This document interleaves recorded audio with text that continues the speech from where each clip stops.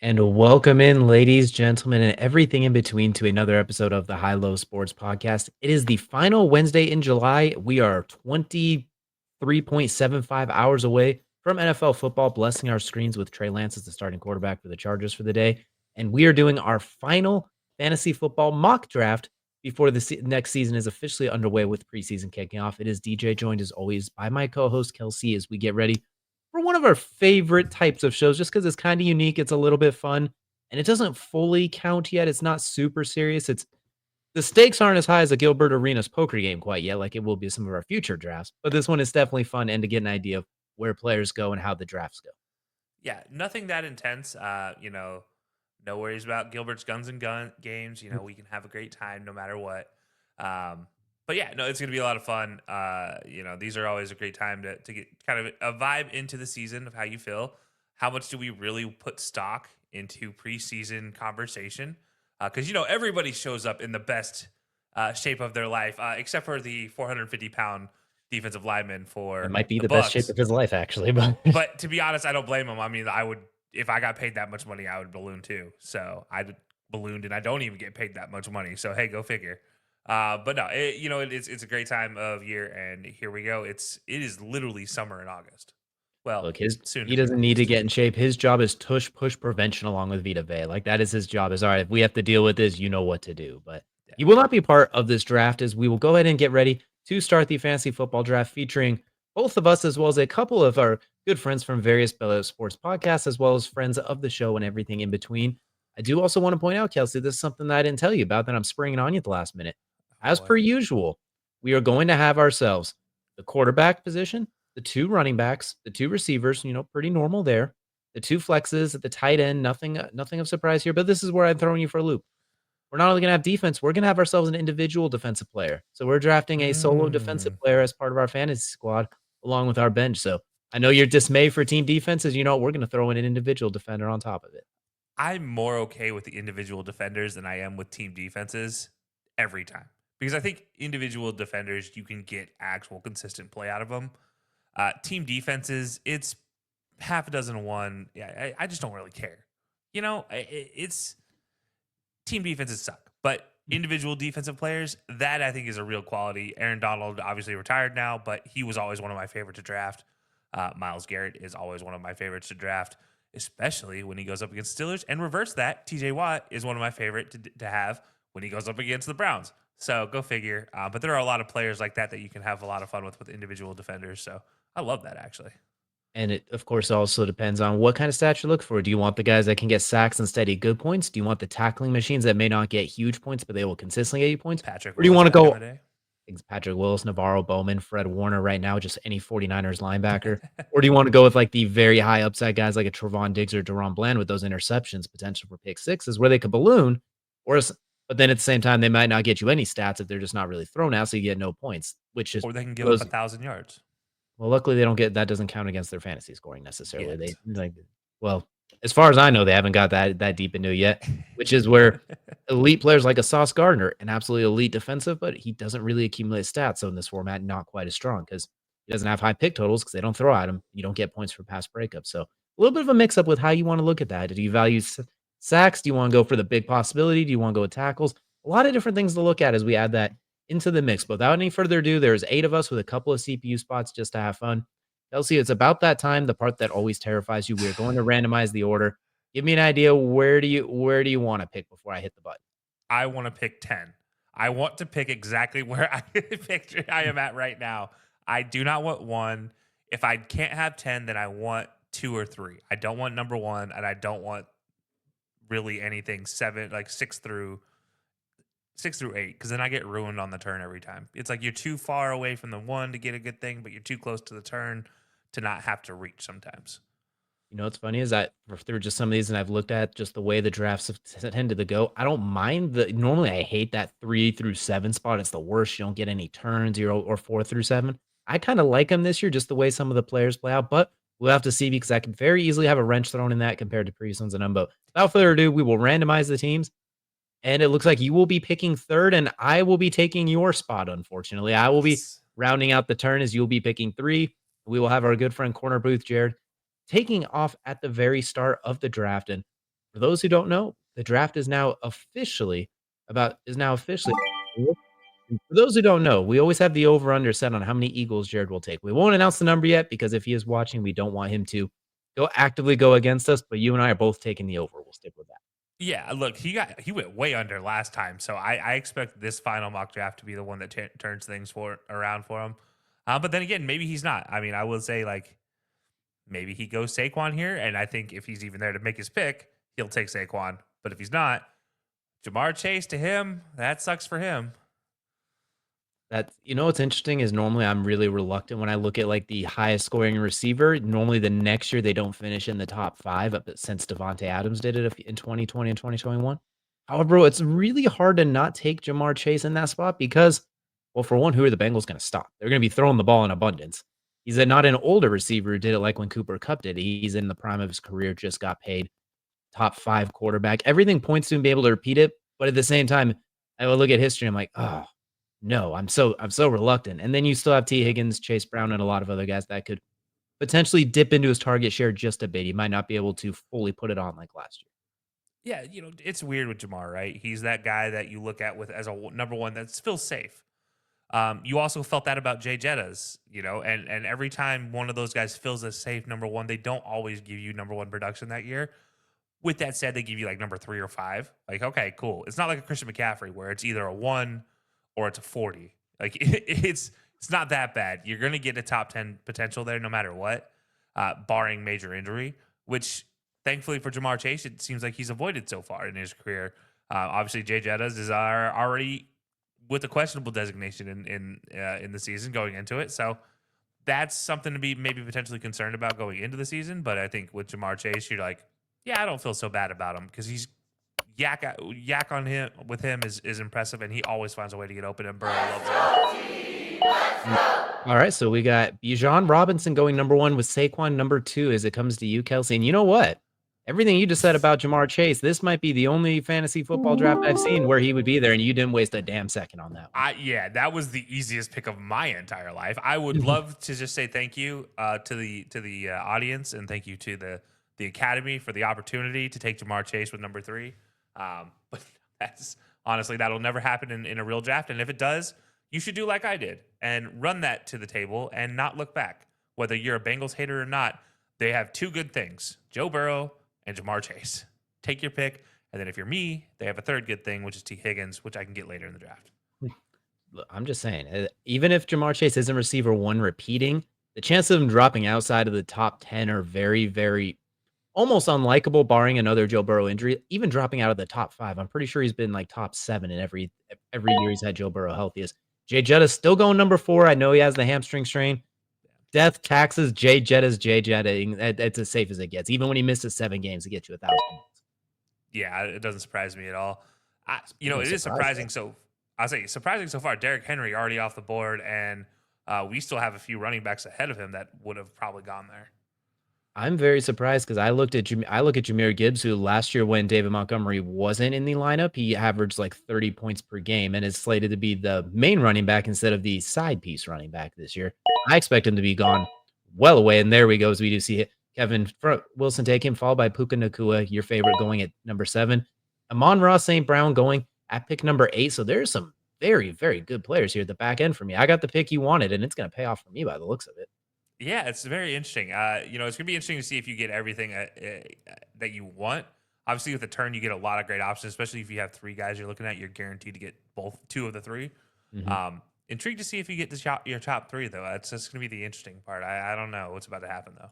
Well, there's 4 guys I want here, and that was one of them. So there is still 3 guys I like here. So I will say the one thing that I've always been hammering on is I think Brian Thomas will be awesome this year. I just don't know if I want to take him in this spot because I do think last year he was his most productive with Mac Jones. When Trevor Lawrence was in the lineup, he wasn't as freaky. Granted, the Jaguars were a mess last year, so pound of salt. I also look at Liam Cohen coming in. He's going to get Brian Thomas the ball, but they run the heck out of screen game, running backs, that sort of thing, and Travis Hunter in the mix. So Brian Thomas is not one of them. What I am going to do, though, is this is tough because there's 3 guys here I really want. Are So you about to make your mom really happy and go a Raiders double? No, I thought about that, though. Don't get me wrong. Don't get me wrong. That was in that, like, Brock Bowers was part of the thought here, but we were going to take Malik Neighbors. enough to be said. He's going to get a ton of targets, I believe. If Jameis sees the lineup for even a week, Malik Neighbors is going to be a top 5 scoring receiver for the full year. I just need Jameis Winston for 1 week. Yeah, Malik Neighbors will be the guy that has 500 yards and 5 touchdowns just because Jameis saw the field one game. Absolutely. And I'm going to go ahead and follow it up with another Raider, Ashton Genty. I'm going to get a running back here early. I know he's a rookie, but it feels a lot like when Bijan Robinson came out as a rookie. I know they're very different styles of running backs, but he's going to get the ball. He's going to be the feature back, as we do see Brock Bowers going right after that back-to-back Raiders. And I do think Ashton Genty doesn't have the same issue that Bijan did, is he doesn't have an Arthur Smith problem. So he's going to get the rock toted. So I feel good about this one as CeeDee Lamb and Brock Bowers, a very nice duo that if their guys are healthy, there could be a high volume there. So you know what? Me and Joe Gibby will be fighting over Raiders players getting the ball. I was going to say, that's probably if you could ever do that on a turn with a 10 or a 12 turn and get an Ashton Genty, Brock Bowers, you've locked up the offense for one whole franchise, which is an impressive thing to do in your first turn. Obviously, you weren't able to pull that one off because you had a great opportunity with Malik Neighbors, who maybe shouldn't be there in some cases. In this draft, it ends up there. So I don't blame you. But yeah, it is an interesting thing to look at, and you see two rookies or two first and second year players going back to back there in Ashton Genty and Brock Bowers. And for the Raiders of all teams, a team that most people are ready to write off every year. Absolutely. You do see Jonathan Taylor getting some early burn and AJ Brown next. So I do like seeing Jonathan Taylor get some burn because he did, especially in the playoffs last year, he won some people their leagues. If they got into the playoffs with him on their team, he had 1,400 yards and like 600 of them in those last few weeks. So you do see Nico Collins joining Jahmyr Gibbs. So Kevin Wilson having a very sneaky couple of rounds when they're healthy. Those are nuclear weapons on any given week, especially Nico Collins that first month last year before the injury. So what I am surprised to see too is I know I'm the one who said I don't know if I'd take Brian Thomas here. I didn't think he'd slip this far though. I figured he'd go right after me. I thought me saying no meant somebody would immediately say yes. Yeah, this is surprising. I might have an opportunity. Obviously, I probably just jinxed myself, and it's going to happen either with Nate or in this pick right here. But I'm curious if this is going to happen. Our middle pick is surprising. Derrick Henry early and George Kittle, arguably tight end 3 going off the board too. Is CMC and Jay Jettas. That was the one I was going to say. Are you going to take the risk again with CMC now that you don't have to take him one? But we are back to you, and you might have that decision to make. I have the hardest decision I could have asked for at this point because there are two guys I would love to have. I don't mind Brian Thomas in round 2 at all. Especially this late in round 2. Drake London right here in round 2 is a hard pass to make if I pass on him. I'm not a Devin Achane fan right here. I just don't know. And I love Bucky Irving, but there's a slim possibility. It's worked out so far for me, but maybe I'll try that one again. So you know what? We're going to go with Brian Thomas because I'm going to listen to you for once, and I'm going to see if it works. All right. Well, you know what? You almost got those two other guys you mentioned. I mean, Achane followed by Josh Allen, Bucky, and Drake London. So you got it. You got something here, though. You do got some players here, and you do. I'm curious because I'm curious. I'm going to let you take over. This is interesting. I'm curious what you do in this spot. Yeah. So, all right. We all know my love affair with a quarterback right here. Josh Allen's gone. But my second favorite quarterback to take when it comes to fantasy football is sitting right here, as is the white flash Lad McConkey. But I don't know if I need 3 receivers. Yes, we have 2 wide receiver, running back, tight end, flex positions, but I don't know if I need him right here. But do you want him? And do I want a running back? Do I want Josh Jacobs again, who I've done before? Do I want Trey McBride? No and no. Do you want to go no running back at all? I'm going Lamar here. I'm gonna buck the trend that everybody's on right now with running backs in the first 2 rounds. I'm just gonna buck it for right now and see what happens. I will say if you can get 2 elite receivers, I think you can push running back a little bit too. I think you either get ones early like me and a couple others did, or you do what you do and you kind of let it dissipate just a little bit. So I think that's you'd been forcing Jacobs would be nice, but I don't blame you for getting Lamar. That's a guaranteed 20+ points a week, and at any minute can go nuclear for 40. And he gets to play the Bengals twice a year, so there's 2 30+ point games guaranteed. He gets to play the Browns too, and we already know. So it is an interesting opportunity. I don't mind the Jaden Daniels pick there. It is funny to see Jaden Daniels, Derrick Henry, and George Kittle on the same team already, but you know what? I don't hate those picks for at least consistent points. No, I don't hate it either.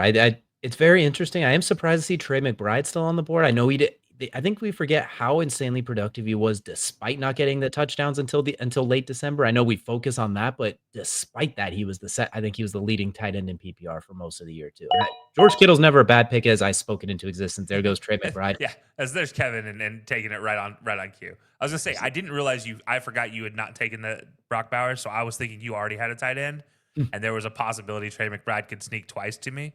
But yeah, no, that didn't work out at all.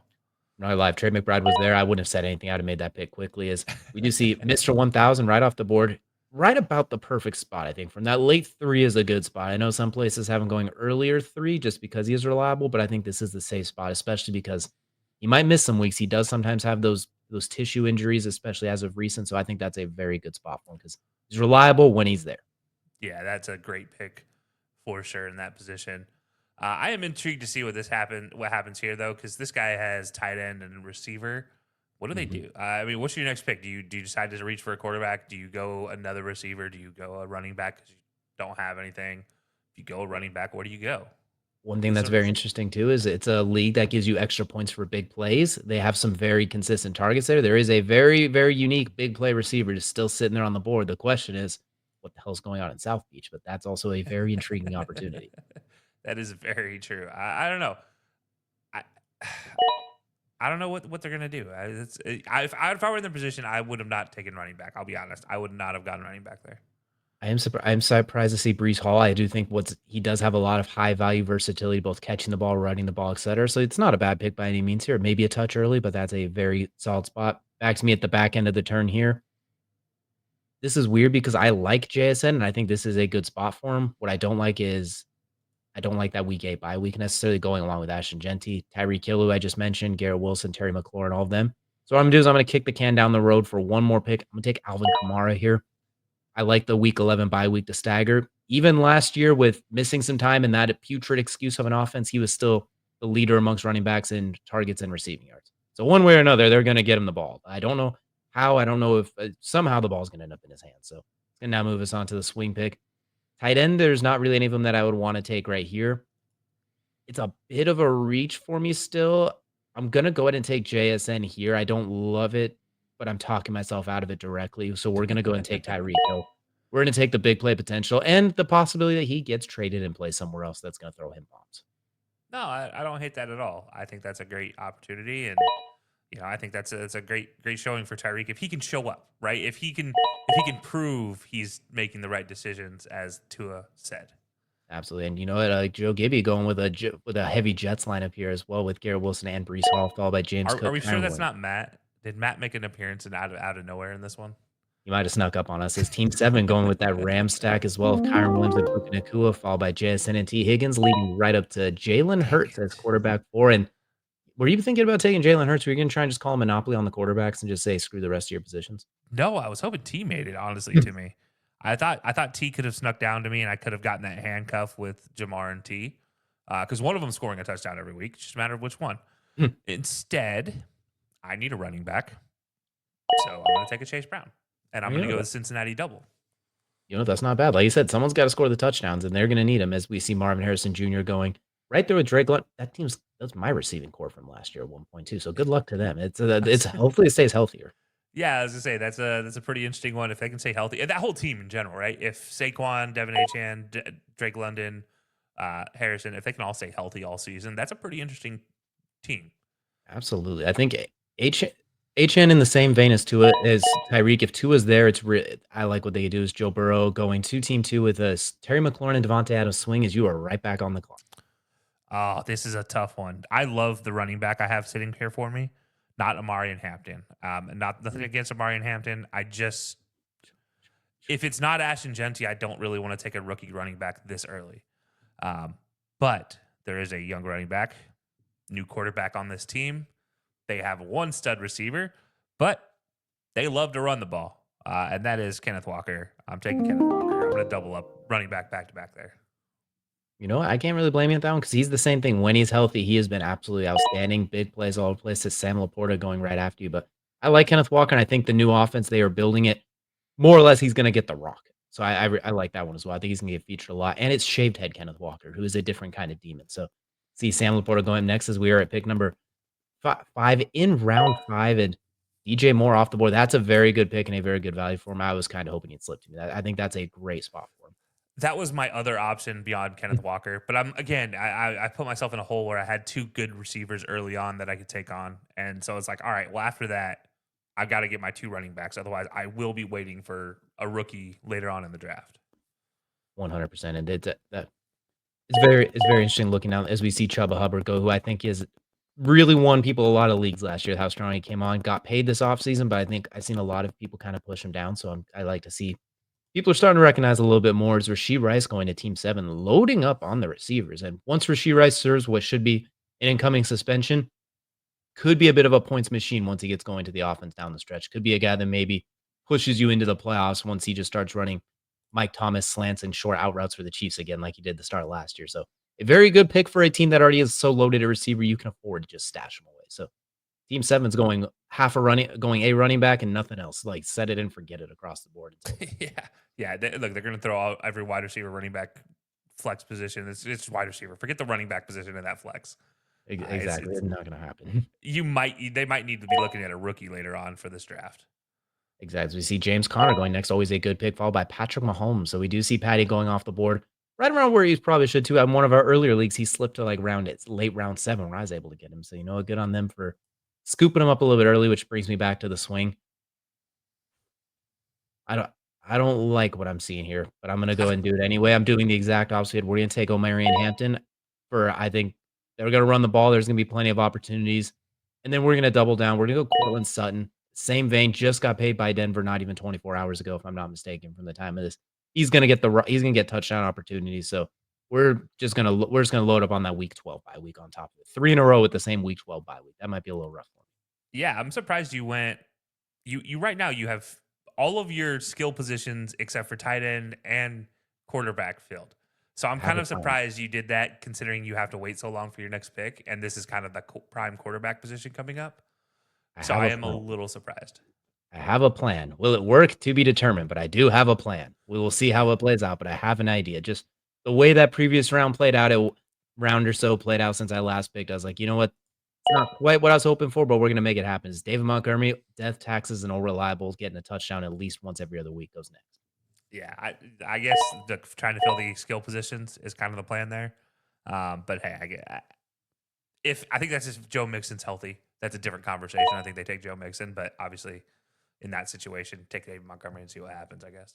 Absolutely. And I will say one of the quarterbacks I was kind of hoping would slip to me with Baker Mayfield as he does go right after that too. So that one I'll didn't say quite work out the way I hoped, but at the same time, we're not tripping that you always have to have a plan B, C, and D in these things. both of those quarterbacks would have been great to slip another round. Sixth round is still funny to see for Bo Nix, who everybody thought he was going to crash out last year.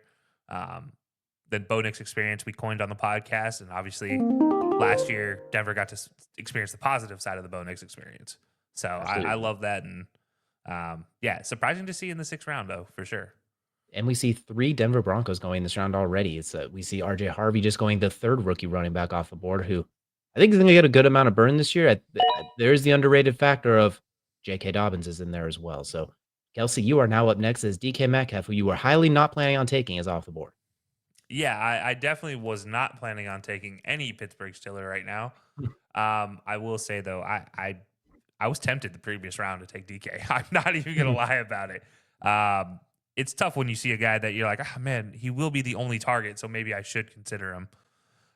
Looking at my team though, there is one guy sitting out there who I think is going to get a lot of burn with the young quarterback getting his first play.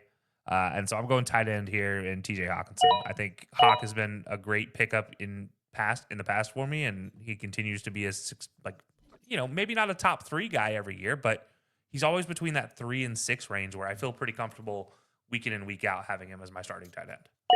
Absolutely. He's just gonna get the balls. We do see Devontae Smith going right there at the end of round 5 at end of round 6 on the turn, and Joe Mixon, as you previously had mentioned as well, going as I get why people want to take Joe Mixon, but that injury does have me a little bit worried, getting injured down the stretch last year as well. That one always worries me, but I guess here when you already have Achane and Saquon Barkley, that team is the ultimate if they could just stay healthy.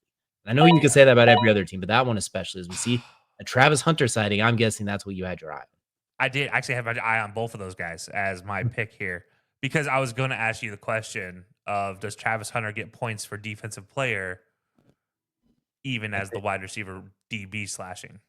From what I understand, I think you'd have to put him in the defensive spot to get those defensive points, but he wouldn't get receiver points. It'd be kind of like the Taysom Hill thing. Less impressive then. I'm not as excited about that.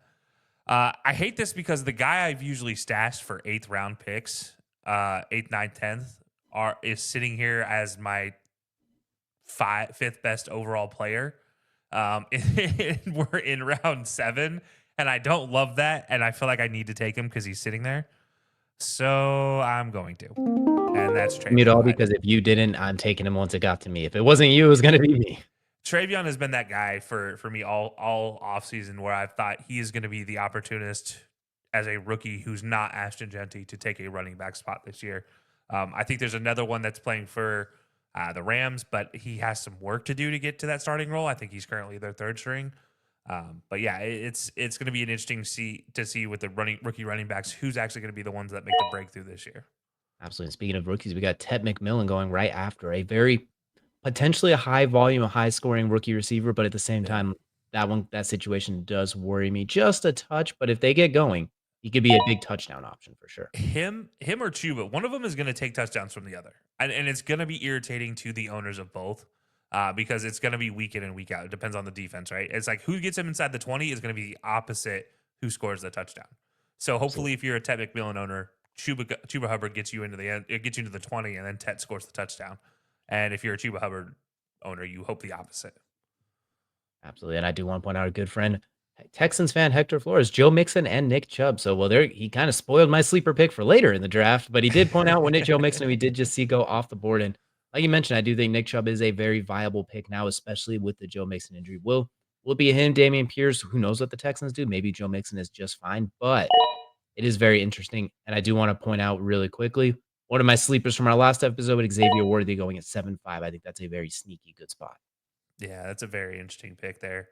I don't mind it at all. I think it's a good one for where you want to go, and why not?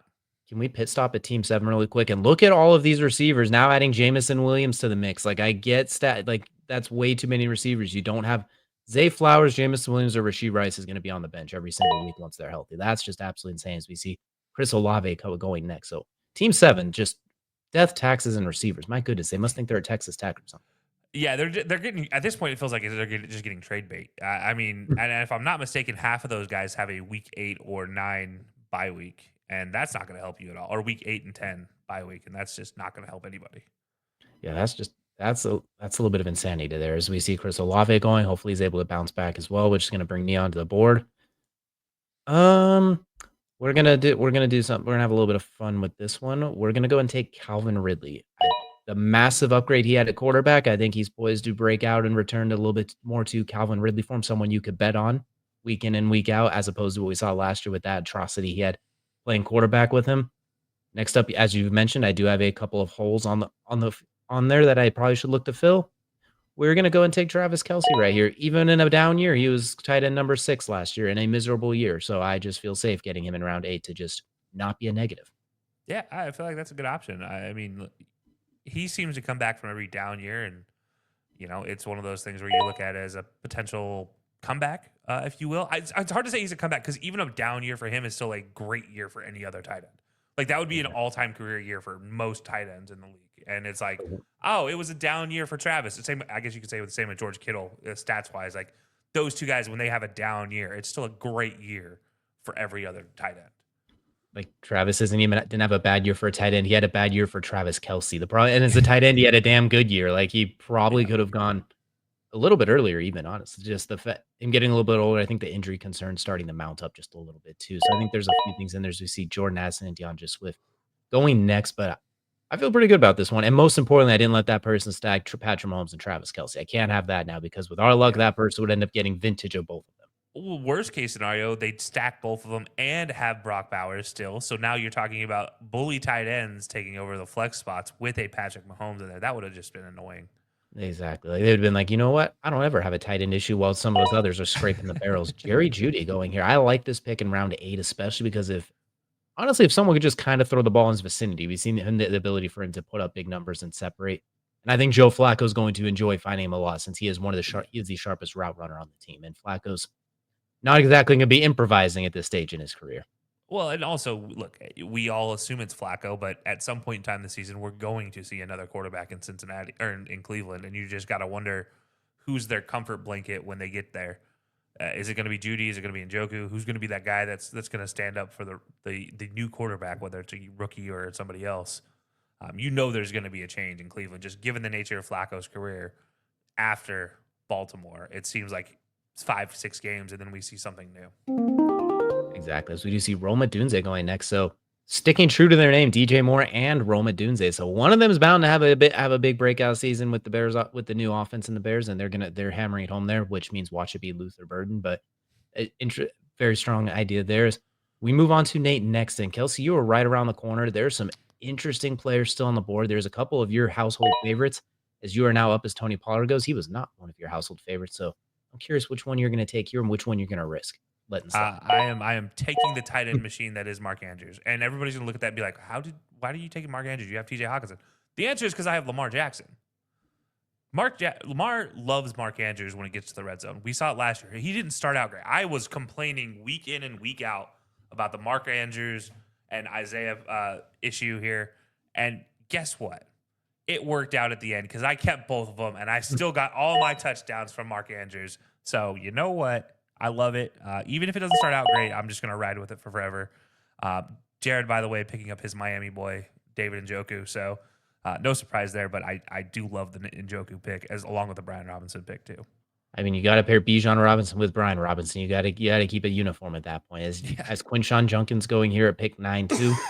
We'll see how this looming suspension and contract not being done thing holds out. But in theory, a young running back who could get some burn for a bad team. But we'll see how that all shakes out, of course. But you are back on the board, and luckily, at least Quinshawn Junkins wasn't one of your household favorites, so you still got some options there. Yeah, you know what I'm gonna do? I'm gonna break in this new position we have here, and Ooh, I you're am going gonna early. do. I'm taking the IDP flex here. I have Real all my early. I have my positions filled with starters, so I'm going to take the next thing, which is I want to get a quality IDP guy week in and week out, and a guy who looks like he's gonna have a great year. I'm going with the old reliable Myles Garrett. Wow. Okay. Most of the time, the IDPs usually slip a little bit later in I there. But figured you know that. what? If you want Miles, you go get Miles. Look, I got a better option for the next round too for what I want to do. So stay tuned. This is why I have fun when there's alternate options for teams. I hate the fact that everybody always goes like, I got to do this. Why not take a surefire position in another position that starts so you can get points? Is my theory. If I can get week in and week out points, a guy who plays 16 games on average, why would I not do that? And that's my theory here. We'll see if it works. I might backfire, but we'll see. Look, I got my own ideas about where and who I'm going to take. So we see Kyler Murray going. So we see Jaden Daniels and Kyler Murray, the first team to double up on quarterback. So a very interesting strategy there as well. And Travis Etienne going to Nate there as well. Etienne is a curious case to me because I love Liam Cohen coming there. But someone who's going to throw to them a lot is Caleb Johnson was actually what I was hoping to get. So damn you, Kevin. But I'm very curious to see how Travis Etienne bounces back this year with that new offense. But at the same time, that's a busy backfield. Does Etienne get traded? So that's what I'm looking forward to. Caleb Johnson, followed by your boy Najee Harris going there as well, who hopefully his eye injury recovers quickly. We'll see it. But I'm kind of curious. Do you think Najee Harris is going to, how much carry do you think he's going to get with the Chargers? Do you think he's going to be like 60-40? Do you think they plan on him being the horse? What do you think is going to be the plan? I mean, I thought J.K. Dobbins was going to have an okay year last year, and he was one of the best running backs fantasy-wise last year. So put Najee Harris in there for the Chargers and see what happens. I think Najee's going to be perfect for the Chargers because of how he plays. He's not trying to get you a 40-yard breakaway. He's trying to get you 10 yards and a first down and start your downs anew again. And then he's going to get up and he's going to do it again the next set of downs. And that's his goal. He's not trying to break the 40. So I think for the Chargers, that's going to be the perfect fit. And it should allow, as long as he's healthy, should allow Justin Herbert and that Chargers team to run the ball a lot while still opening up Lad McConkey and the crew. I'm curious because I think Harrison O'Marion could do a lot of the same things as Tyrone Tracy and Cam Scatterboot, some back-to-back giant running backs I did not think I'd see before round 10. But I'm curious to see how Harrison O'Marion both fit in once they're healthy. I think even though they're both big as heck and versatile, O'Marion can almost be used as the breakaway threat where Harris could be just a touchdown poaching David Montgomery for him. So that could be a very sneaky good pick there from Team 7 who has every receiver in the book. So We're back here on the swing. Clearly have some needs I need to fill in, A but we're really gonna big go ahead need and in just there. yeah, but you know what? The best part is there are options, and I wanna make sure I have as many good players as I can as well. So we're gonna take Chris Godwin, just gonna stash him. When he was healthy last year, him and Baker clicked. They were awesome. A lot, especially in a PPR league, he's gonna get a lot of opportunities. So I'm just gonna stash him for now. Gets healthy down the stretch. I think that's going to be a very nice fit. This is the interesting part. I'm worried that someone's gonna take the guys that I'm looking at it later on, but we're still gonna hold true, but we are gonna take the quarterback just to make sure. We're gonna go with your boy, Dislocated toe. Oh, okay. the return of the Dak. When he's healthy, you can say what you want. In January, he struggles, but in the regular season, he puts up digits. That's all that matters. And CD Lamb, him and back when last time they were both healthy, we saw how electric that was. George Pickens can catch a fade route. I like Dak Prescott to have a bounce back year as we see Debo, Jaden Reed, and Evan Ingram follow suit. Yeah, Dak is always an interesting one to me because he's one of those guys that you look at as I call him an empty calorie quarterback because he's great for putting up fantasy points, period. But he is not great at getting you W's if you're a fan of the team. So I speak from experience. But I don't hate the pick. It's just sometimes I get lost with the Dak fantasy player versus the Dak on the field player. And I think a lot of people do. That's why he gets drafted so late nowadays. It's like you almost forget how good of a fantasy football player Dak Prescott is for your team. And it's always underrated too. Like when he's come back from injuries or things that have sidelined him, he's been really good bouncing back as Yeah. well. CD's there. I hate that Tyler Guyton went down because that wall of Tylers I think was going to be very, very nice to give him more time. So now they only got 2 Tylers instead of 3, but they'll still be effective. Jake Ferguson, everyone but Micah has been paid, so they got to figure that out.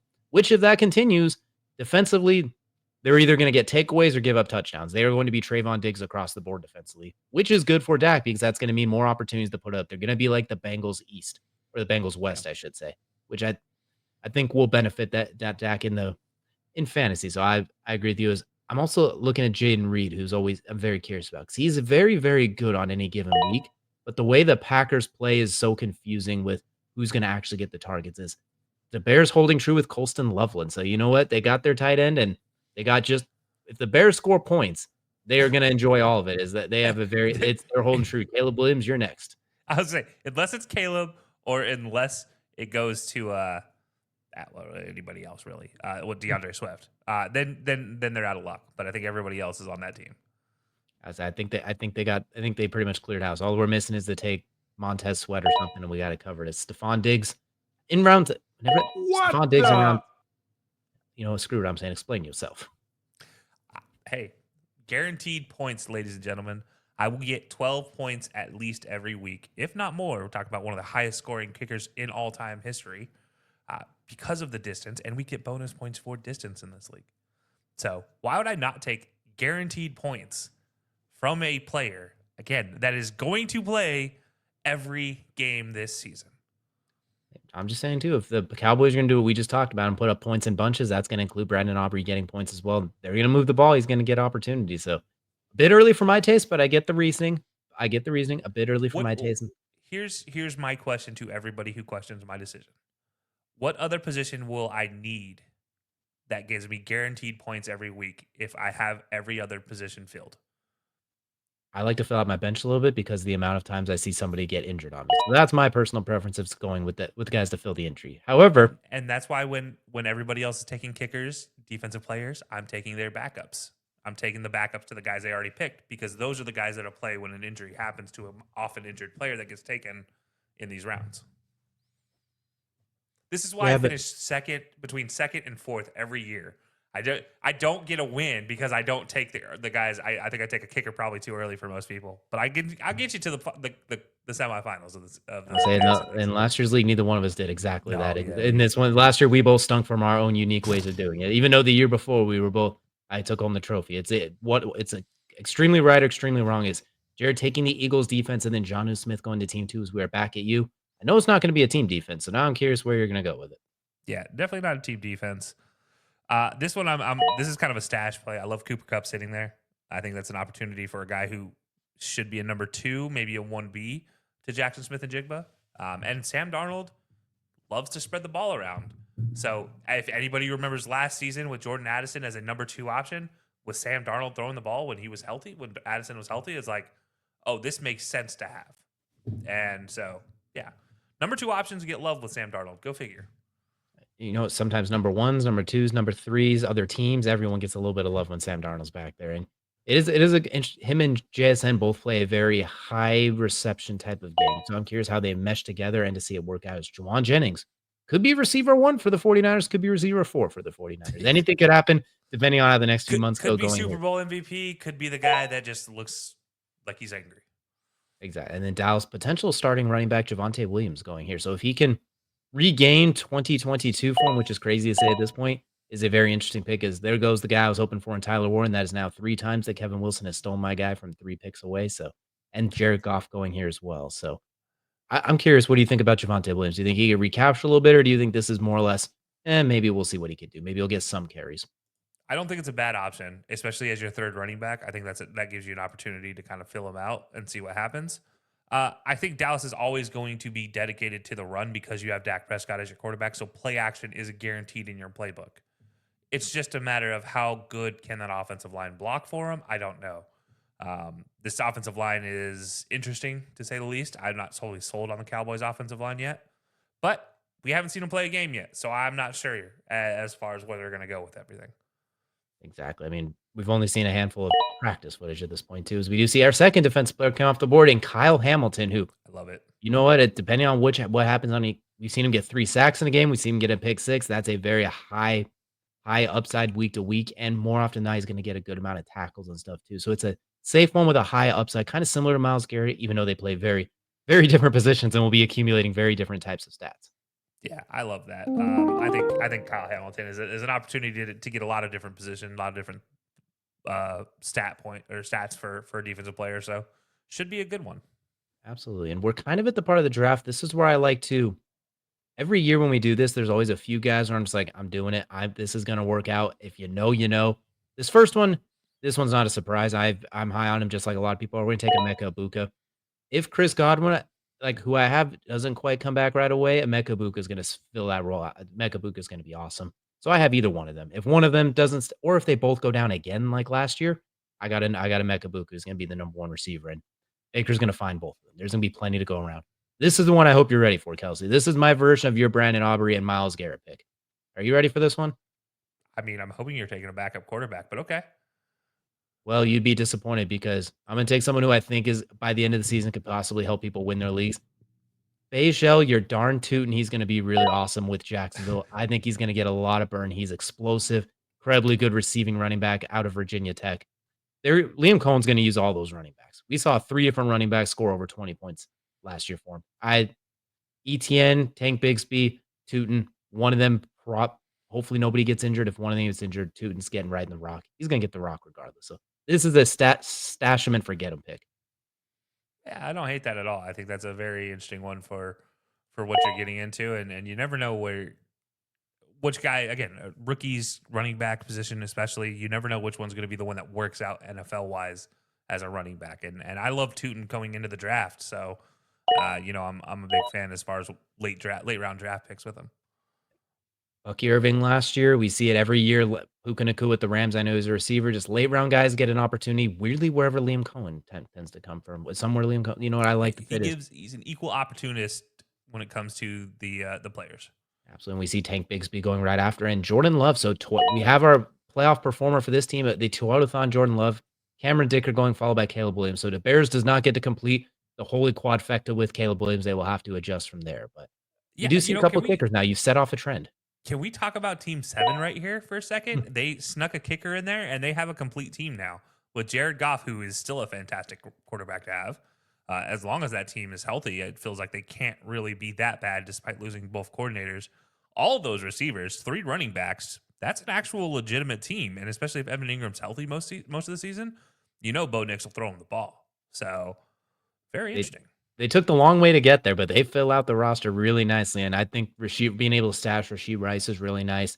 You have a lot of versatility with guys like Zay Flowers and Jamison Williams. You could kind of be these 3 you imagine are going to play every single week that they're not on a bye week. So it gives you a little bit of versatility with the rest of these, depending on matchups, which will be frustrating when you pick the wrong one. But when you pick the right one, it has a nice ability to pop out.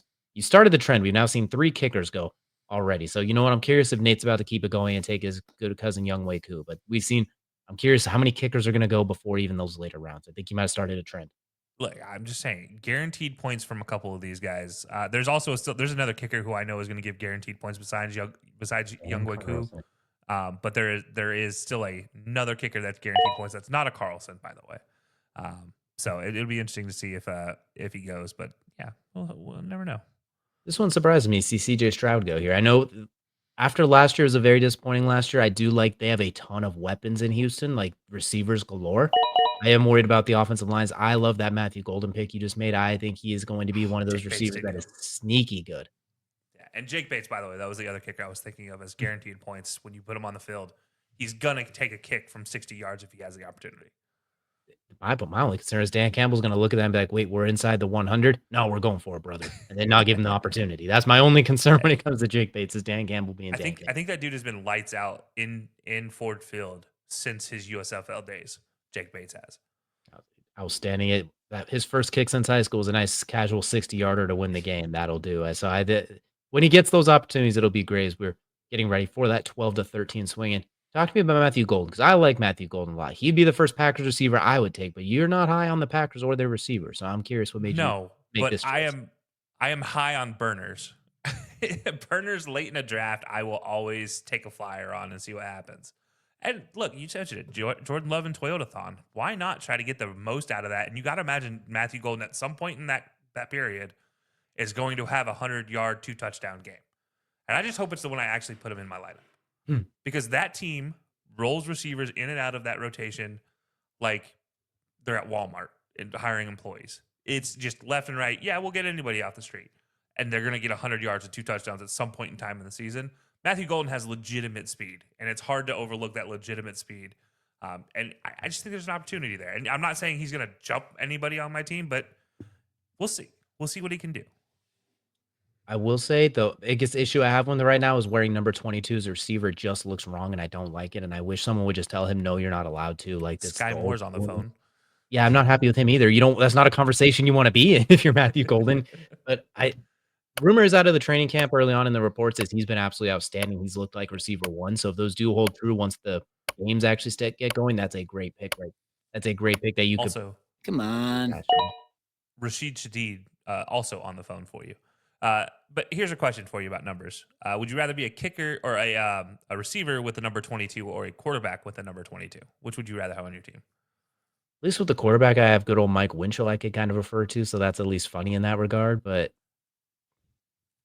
gosh, I don't want either of them. I really don't want either of them. I'm not happy either way. Like, I have a I'd, problem with both of these. I'd rather have the receiver personally. My quarterback should not be a 22 because that means he's going to run the ball, and I don't want to see that out of most of my quarterbacks unless they're named Lamar Jackson or Josh Allen or Jalen Hurts.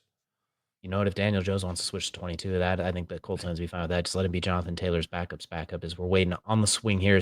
As you do see another individual defensive player going, this one looks to be Aldon Smith. So an interesting part of the individual defensive players, in case no one's looked, is they got a list. Malcolm Smith, KJ Wright, Richard Sherman, Colin Jones, Patrick Peterson. They pretty much have every defensive player from the last Everybody. decade plus in there. Like Robert Quinn, Sam Acho, Cameron Jordan. You got to search and find the guy you like. So Yeah. it's vintage. That one requires you to think it through too, because you can't just kind of scroll and take the highest rated guy because all of their ADP is 999.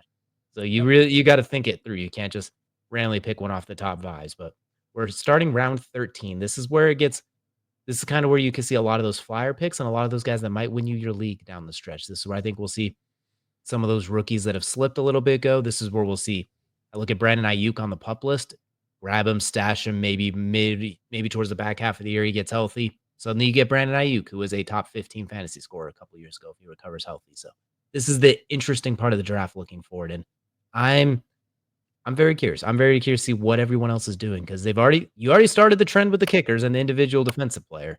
So I'm curious who's going to start the team defense. We saw one Eagles, one go. I'm curious to see if it keeps going.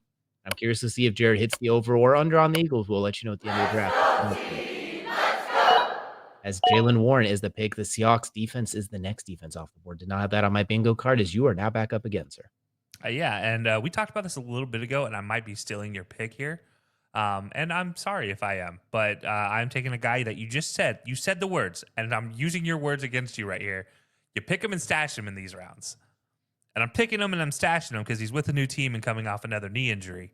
Not totally sold on where he's going to be, but I know when he's healthy, he is one of the best running backs in the league.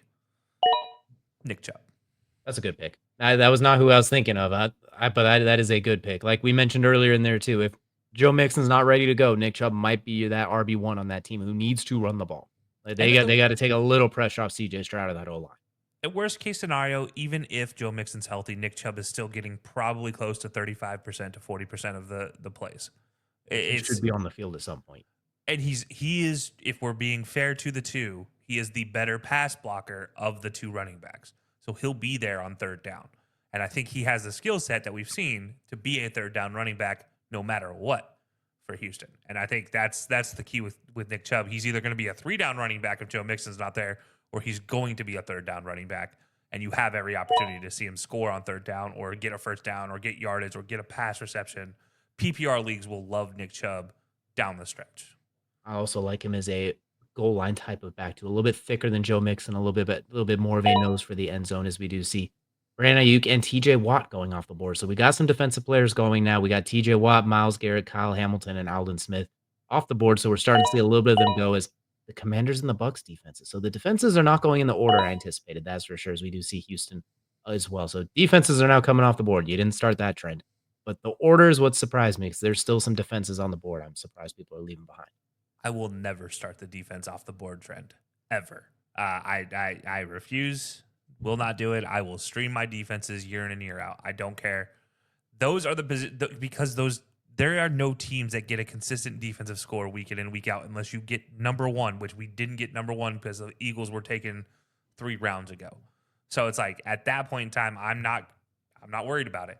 And with injuries and everything else, you're worried about 11 players on a defense versus 1 player. I'm more concerned about the 11 players fully healthy type of thing. And defenses are the worst for that situation. And they're so matchup based. I will never start a defensive trend for sure. I can get one of the elite ones like around here, maybe like 14 or 15, I'll gladly take it, but I'm definitely not going to take one in round 11. So that's what's interesting here. We do see the 49ers go. So that's a potentially very good defensive pick if they can bounce back. So that you make it exactly. And Robert Saleh coming in, I think, is an immediate upgrade if everyone could stay healthy for sure. Looking at the board now, my starting lineup is filled. I got a pretty solid looking bench right now. What I do want to continue to do is I kind of want to just continue to add to my bench a little bit, just have different options as we go down the stretch. So I'm going to add Trey Harris, rookie receiver for the Chargers.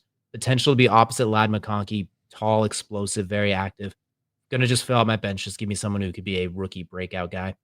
Right now, my bench is pretty much full. I'm going to go ahead and mention now I did not grab a backup quarterback because, like you do with defenses, that's going to be my guy if he's healthy minus 1 week. I'll find Matthew Stafford for that week. That's not going to get drafted.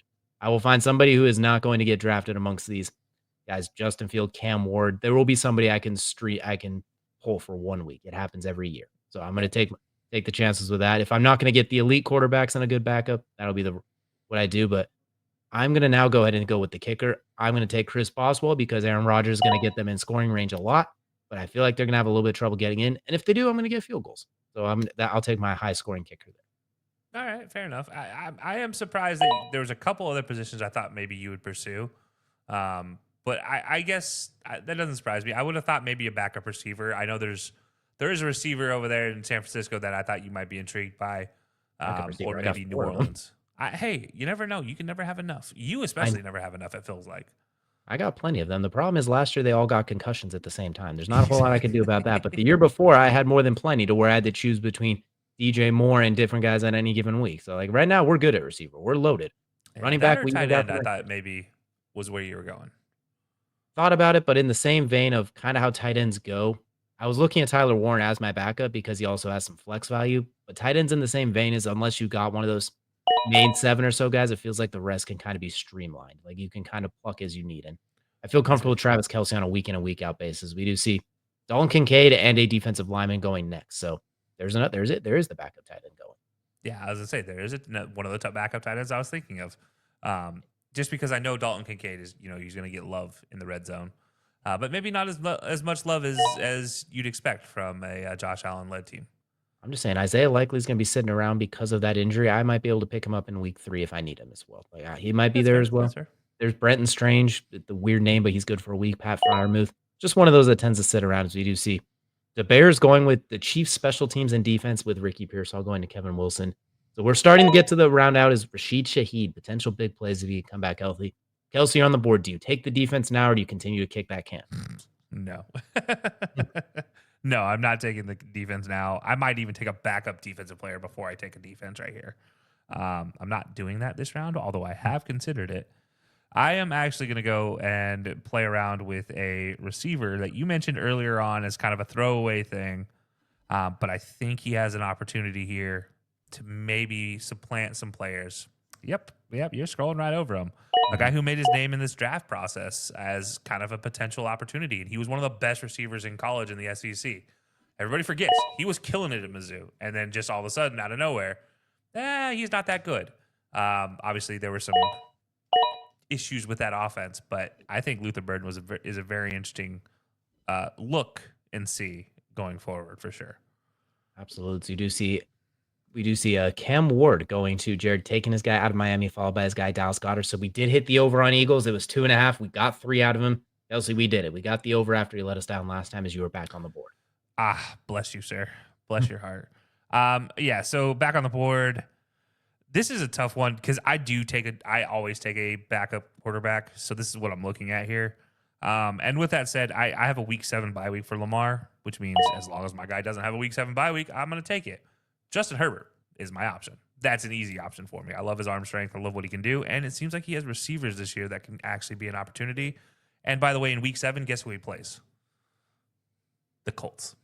Oh, he's going to light them up. My only concern would be Omarion Hampton and Najee Harris lighting them up so he doesn't get as many opportunities because they're up 28-3 in the third quarter. But he's going to light that defense up.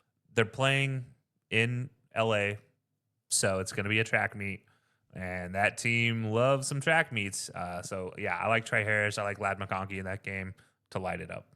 Absolutely. And honestly, if Dak wasn't there for me at that point, if let's say Dak was taken right before that, Justin Herbert was the guy I was looking for a starting quarterback. Like he's right on that cusp. He's good enough to be a starter, but he's not quite as good as because he doesn't have as much of that rushing ability and that dual threat like Kyler Murray's, the Baker Mayfield high numbers. He's like right on that cusp, kind of like where Dak is as well. So I'd say very good. If for some reason Lamar struggles at any point, or for some reason it just doesn't look like Lamar, or gosh forbid he gets hurt, Justin Herbert's more than adequate to slide in that role. Absolutely. Yeah. And look, yeah, injury, you never know. Just matchup based as well. Lamar going up against a tougher team, I maybe don't take Lamar in that situation. I maybe do focus on Justin Herbert with an easier matchup. You know, he does play the AFC South, so I have a lot more easier matchups with Justin Herbert versus Lamar at the end of the day. So maybe there's some weeks that I just flip flop those two based on the performance going into it, health of maybe some of my weapons for my quarterback. So that's always a possibility.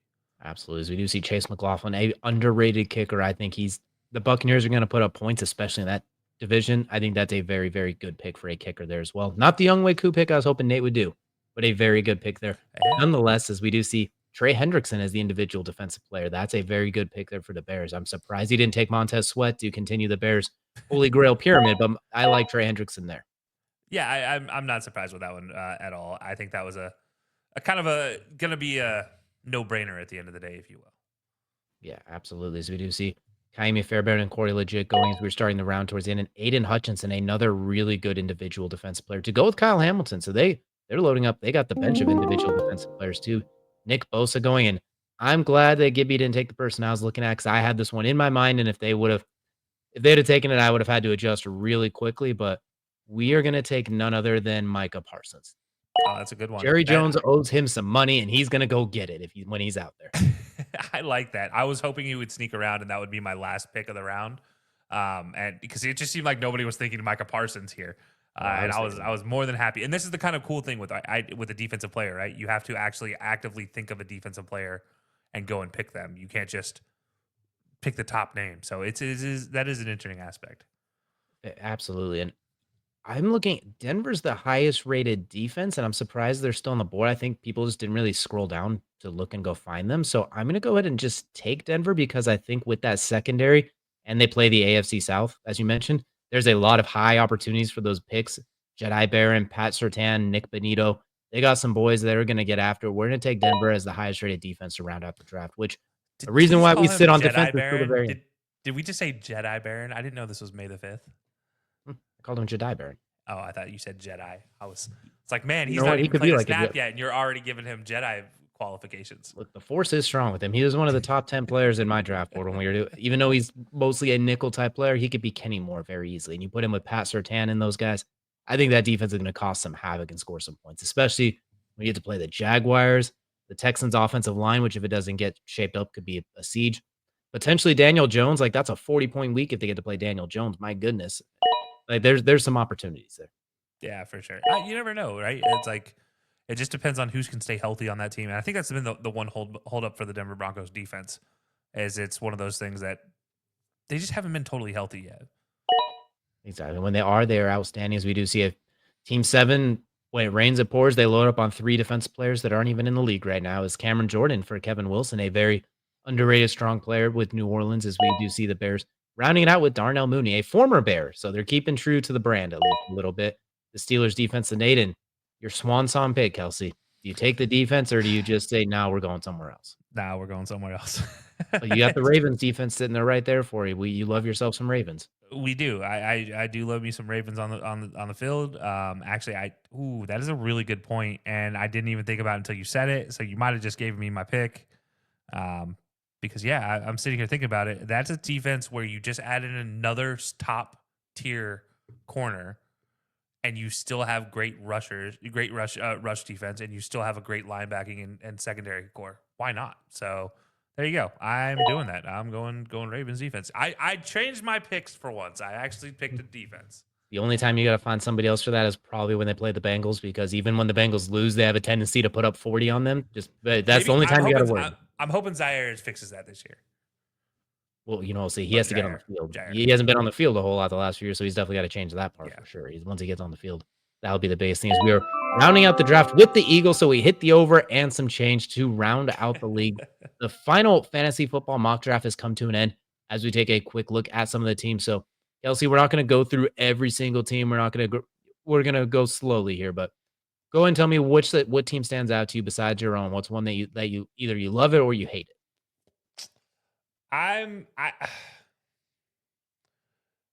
We're gonna cross out team 2 and 7 since they were CPU ones, and I was going to say team 7 actually shocked me, to be honest with you. All right, if that's the case, then I think early on in the season, Cleveland Kate's gonna surprise some people.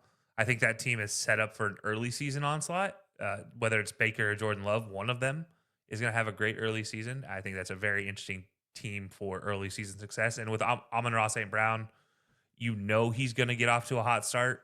You just don't know how good of a start he's going to continue to have throughout the rest of the season based on two coordinators being gone off the Lions. So that could change things, in health as well as the season goes on. So that's one team that I really do like.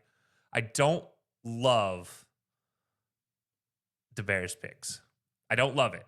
I don't hate it, but I don't love it. I feel like there were some opportunities where they were picking where it was almost like I guess I'll take this type of pick. It didn't feel like they were. The Derrick Henry one shocked me off the top. The George Kittle round 2 shocked me. Jaden Daniels I thought was a good pick. T. Higgins, I think you could have probably waited a little bit, but maybe not too much longer. Maybe that was the right time. I don't know if I let that happen. Yeah, I don't love the top half and I don't love the bottom half, but I love pieces in between. Absolutely. I like a lot of those middle picks for sure. I'm looking at Nate's team that I really like. Justin Jefferson, we already know, death taxes, Jay Jettas. Nothing more need to be said. Yeah. Christian McCaffrey, when he does play and there's no expectations, he's been awesome in his career when he doesn't have the expectation of being the number 1 overall pick, which means you possibly have 2 top 3 guys at their position out of the gate. Josh Jacobs, Mr. Consistency the last 4 years, even going back to when he was with the Raiders. Jalen Hurts is going to get you a shit ton of points just because people are going to grab his butt and push him in the end zone. Sam Laporta at any given moment. DK Metcalf with Aaron Rodgers is interesting. If that's just curious to see how that fits. And then, of course, going down the stretch, you have guys like Ayuk, Travis Etienne, and Tedoroa McMillan, who I think there's a high upside there. So I like his team as well. The other one I'm going to point at, Joe Gibby, is just a very fun draft with CeeDee Lamb, Brock Bowers, Patrick Mahomes, Garrett Wilson, the Jets stack there. They have a very interesting draft that I kind of like. And theirs was always right before and right after me in a very goofy way. So like I take Tootin, they take Tank Bigsby. It's like, all right, you know what? Fine. One of the two of us could play this Jaguars game. Yeah. Yeah, it does seem like they were just having fun with it. A lot of maybe boom picks, potentials, but not a lot of, and potentially just as big a bust. Like Debo Samuel, Tank Bigsby, I don't know about. Cam Scatabo, right? We don't know Cam Scatabo. I mean, right after Tyrone Tracy, right there too, is like which one's going to be the starter long term in that team. And Aaron Jones seems to be a guy you don't want to piss off, but at the same time, will he get enough burn with the Vikings this year? I don't know. Absolutely. That And the that's a big one. last one I'll point out too is our good friend Kevin Wilson from Belly Up Fantasy Live. You could tell he's a fantasy guy because he took a lot of guys that I wanted right before I could take him, and he took a lot of high value guys. Yeah. Trey McBride in round 3, looking at Tyler Warren in round 11, Khalil Shakir, Caleb Johnson. The A lot of Pacheco very pick in good round guys. 7 was a good one to me too. Very good. Chuba Hubbard in round 5. A lot of guys I was kind of hoping would slip. All the odd number ones that I was hoping would slip right to me. He's like, no, we're not going to let that happen. So He he could read my mind.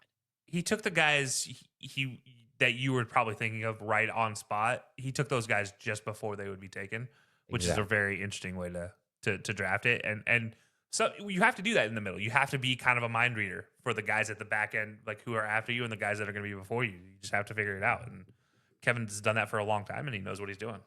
Absolutely. I think the worst thing you do is let ADP completely rule your draft. You have to take it all Yeah. with a grain of salt and just get the guys that you want. You get Bayshell Tootin, who's going to be an absolute stud down the stretch. But let us know down in the comments what you all think. Who had the best who had the worst?